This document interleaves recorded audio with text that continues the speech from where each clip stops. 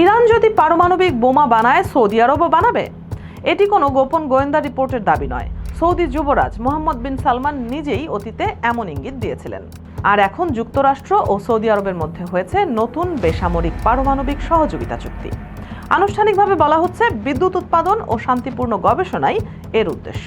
কিন্তু প্রশ্ন হলো, এই প্রযুক্তি কি ভবিষ্যতে সৌদির সামরিক পারমাণবিক সক্ষমতার পথ তৈরি করতে পারে? বিষয়টি আরও জটিল করেছে পাকিস্তান। ইসলামাবাদ ও রিয়াদের ঘনিষ্ঠ প্রতিরক্ষা সম্পর্কের কারণে বহুদিন ধরেই আলোচনা রয়েছে, বিপদের সময় পাকিস্তানের পারমাণবিক সক্ষমতা কি সৌদির নিরাপত্তায় ভূমিকা রাখবে। এদিকে তুরস্কও প্রশ্ন তুলেছে, কয়েকটি দেশের হাতে পারমাণবিক অস্ত্র থাকা বৈধ হলে অন্যদের জন্য তা নিষিদ্ধ কেন?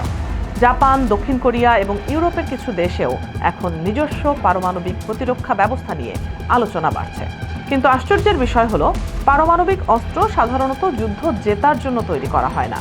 এটি রাখা হয় শত্রুকে হামলা থেকে ভয় দেখিয়ে দূরে রাখার জন্য। অর্থাৎ এমন একটি অস্ত্র যার সবচেয়ে বড় শক্তি কখনো ব্যবহার না করা। তবে যত বেশি দেশ এই অস্ত্র চাইবে, ততই বাড়বে ভুল হিসাব, দুর্ঘটনা এবং অনিচ্ছাকৃত পারমাণবিক যুদ্ধের ঝুঁকি। আপনার মতে পারমাণবিক অস্ত্র পৃথিবীকে নিরাপদ করবে নাকি নিরাপত্তাহীনতায় ফেলবে? কমেন্টে জানান।